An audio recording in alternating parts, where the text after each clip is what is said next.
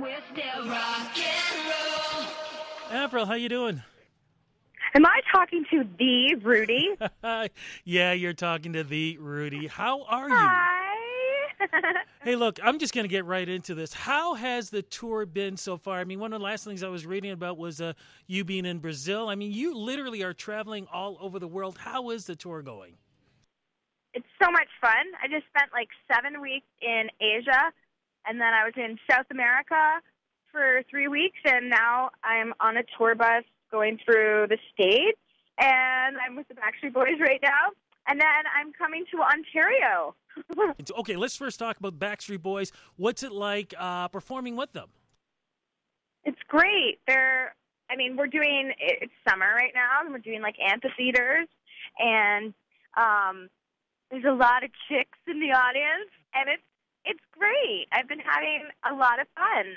And, of course, Casino Rama, you're going to be performing there. What kind of show is this going to be like? Because I've been to Rama many times. I love the venue there, so it works out really well. What kind of show is it going to be like? Well, it's 19 and up, and it's a casino, so it's totally different from what I'm used to. But that's nice because I like to switch it up. And I'll probably have like a ton of my family there, and I don't know. I just like playing Ontario is always a really cool experience for me. It takes me back. It's really humbling.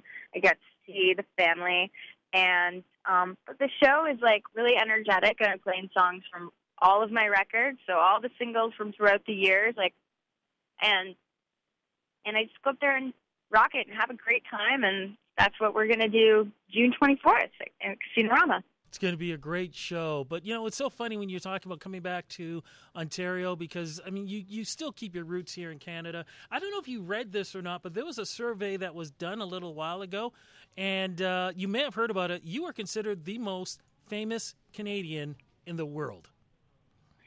I know. That's pretty crazy, right? I mean, what were your thoughts about it when you heard about this? I was like, really?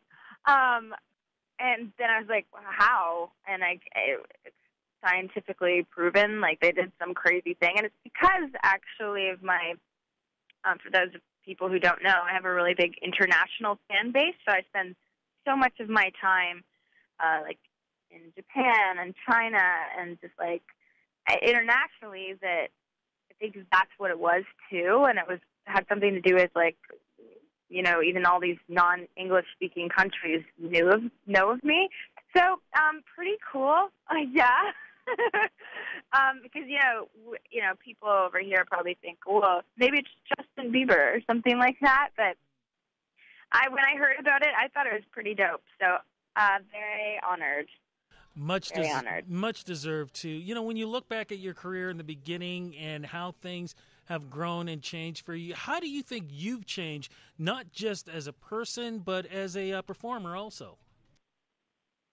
There's so much to learn just in life. As a performer, you know, I had to learn I was doing it for the first time, you know, so I had to, like, do a couple tours to, like, realize, like, okay, you know, this is how you do this and how you can do it better. And I do, like, it's nice because I'm having so much fun because, you know, you live and you learn. And, like, I go out there and I know what my responsibility is and I get in the right headspace and I just always want to have a lot of fun. You know, and there's always so much to learn. You know, and as much fun as you have, sometimes there's always crazy things that you kind of go, where is this coming from? Of course, going over to the whole Hello Kitty thing, which I thought was kind of crazy. When you heard about this controversy, I mean, you did make a statement about it, but I mean, what were your thoughts about it when you first heard about it? I was like, are you kidding me? I wrote a song called Hello Kitty, and I have some Japanese in the song. So Japan is one of my biggest markets. So when I was spending 7 weeks over in Asia, I was releasing Hello Kitty as a single over there. So I shot my music video in Tokyo, and it was like so much fun. And I wanted it to be authentic. I used a Japanese video director, and concept, and worked with a choreographer and a stylist from over there. And just really because I love Japan and I love the culture, and that was like for the fans. And so it's all just about, Hello Kitty and pretty things and cupcakes and Japanese culture and music and a celebration for the fans. I know, and to me, it was just insane because I know last time when you and I did our interview, we kind of talked about Hello Kitty, and you talked about all that. So when this thing came up, I actually was on TV, and I was saying, no, look, you know what? No matter what anybody thinks, trust me, I've known the young lady for years. Furthest thing from her mind, this is just her about having fun. That is it. Nothing else. I mean, I know. It's totally obvious. I think people just needed something to talk about. So, I didn't really care. I was like, okay, obviously I love the culture. Exactly. Look, I'm jumping around with all of this. I got to ask, how are things with the hubby? And I got to say, too, congratulations, not just on the marriage, but, I mean, the way the album has worked out and the fact that the two of you worked together on it, I mean, this has got to be something really, really special for you. He's great. Thank you.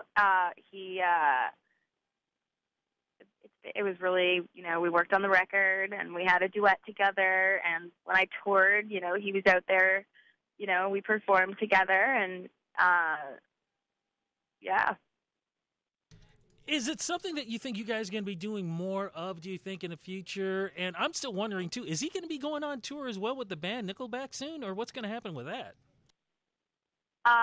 Yeah, they're making a record. And as far as my stuff goes, I'm just touring, and we're talking about adding more tour dates. So I'm kind of I've actually been writing songs, and I don't usually write on the road, but I've been kind of writing stuff on my own lately. But I haven't been thinking about the next record and what I'm going to do because I'm on the tour and really just focused here. But I'm so grateful that I still have this opportunity to make music and to be on the road, and my fans have been so supportive, and it's been incredible. What haven't you done yet that you still feel like I have to accomplish this? I mean, when you're talking about Grammy nominations, selling albums around the world, touring the way you are in the biggest venues, meeting your fans. I mean, you also do a lot of charity work also. There's got to be that one thing that you're sitting there going, you know what, I want to do this, and at some point in time, I'm going to make time to do this. What would it be? Sort of taking, the other stuff that I do to the next level, my foundation, the Avril Lavigne Foundation. It's something I'm really passionate about, and I'm just trying to really focus and grow that. And and I have my clothing line, Abby Dawn, but my dream, another goal of mine, is to shoot a movie. Because I started out acting before I was singing, I was in theater, and that was always really fun for me. And the music thing worked out, and then I've had so many fun opportunities, and I was in Over the Hedge. It's an animated film by DreamWorks. I did a voiceover, and I was in Fast Food Nation, and so that for me is a personal goal of mine. Well, I would love to see that, and I got a feeling that it's going to happen. Look, I know we only got less than a minute, but I also got to point something out for a lot of fans who may not even realize that your ex-husband, Derek Whibley, he was ill for a while. You actually reached out to him, and I thought that was fantastic of you, just checking up on him, just making sure that he's okay and knowing that he had your support. Yeah, Derek...